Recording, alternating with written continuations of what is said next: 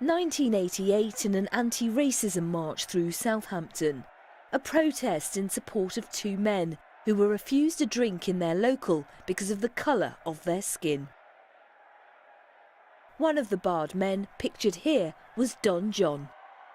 It was probably the last anti-racist protest in Southampton, and it was a consequence of myself and a friend of mine going to a public bar in Southampton and being refused drinks there because it was argued that other black people had been there before and had caused some trouble, and therefore he was banning all black people from the pub. It was called the Royal Oak in Portswood, and the consequence of that was that people then started to protest and argue about that this should not be so, and it ended up with a march that went all through Southampton, and the picture kind of shows what people felt about it. And I think what was good for me is that people of all walks of life came out and said, this is wrong, this isn't right.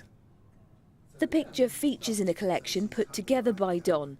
Another image shows early days at the Southampton Council for Racial Equality. The now defunct organisation helped hundreds of new arrivals for over 3 decades.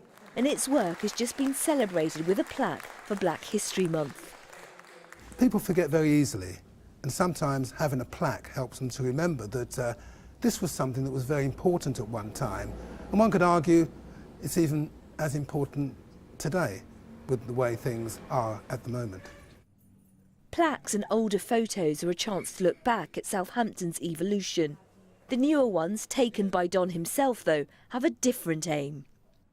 I think historically black people don't have a great control over the images that are very often represent who they are, and this was a really good opportunity to put this collection together that showed black people as ordinary people, because very often black people are shown in a negative light, either as protesters or campaigners or perpetrators of violence, or indeed as victims. And in this collection here you can see they're just doing the ordinary things that ordinary people do.